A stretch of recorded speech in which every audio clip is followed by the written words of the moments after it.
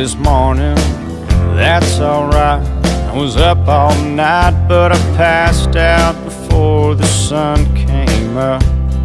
I really wanted to see one of those. I know that's no way for a man to behave, with a mortgage due and a baby on the way. But somehow I made it to where I'm at. It's been a living as a matter of fact. I get a bad attitude from being tired and running round. I never ask for anyone to say they like my sound. I've never been a